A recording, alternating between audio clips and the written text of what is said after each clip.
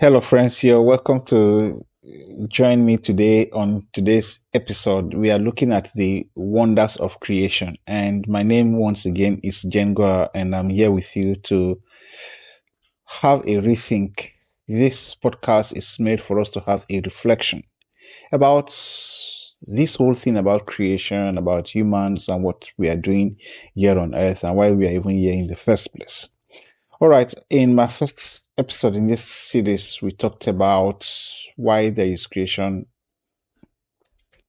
why we are things created. And I said that according to the Bible, things were created for God's pleasure, the same way we do things for our own pleasure. And you can say, well, why can we trust the Bible? Well, the Bible is the revelational knowledge of God shown to us as humans. And God, in order to buttress his credibility and truth, decided not to use just one person. He used different individuals over a period of 1,500 years to get this material written for us, and use three different languages over use of like about 40 authors, and all compiled to give us this uniform story about God's love for his creation, humans.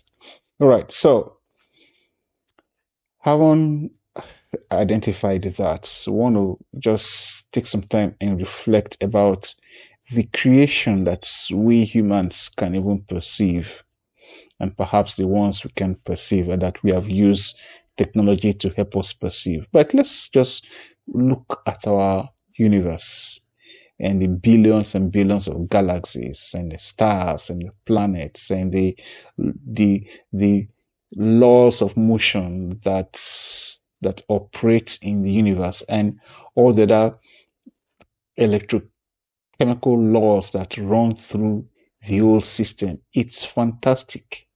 The more science we know, the more we come to understand that there is a mind behind all of these things, to put things together, to be able to put our planet Earth in its position where life can even thrive.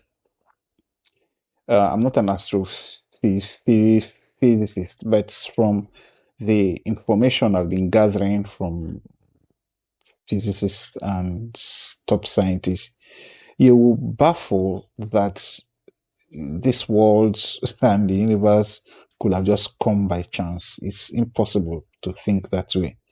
The Bible tells us that God created the heavens and the earth. Beautiful. So explanatory.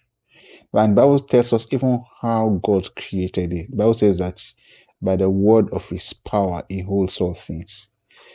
You know, the old hymn says he spoke and they were created. So God is the creator. He made these things beautiful. You look at the ocean, you look at the life, that's the amount of life, even in our small planet Earth, the amount of life, it's fascinating. It's mind-boggling. Look at the stars, the moons, the galaxies, and everything, and the laws. And interestingly, some of the things that we have come to know were initial speculations through mathematical formula, whether it's general relativity or Higgs boson, whether it's electromagnetic waves, whether it's neutrinos, gravitational waves, Neptune.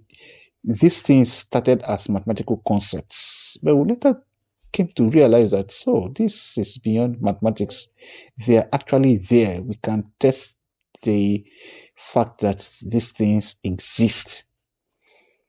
This should humble us as humans. The more we know, the more we should be humbled to know that there is a great God, superior in knowledge, that have put all of these things together for us to have a planet where there is life, where we can live, where we can have children, where we can experience love, experience goodness, and we can smile.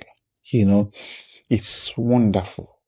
I want you to appreciate the fact that even we as humans have the consciousness to see these things and know these things and accommodate this thing is beautiful. It's beautiful. Yeah. I'm going to stop here and I will say that in our next episode, we shall deal with why there is suffering and death and all that. And let's see what we can do. So thanks for being with us and God bless you. Thank you. Bye.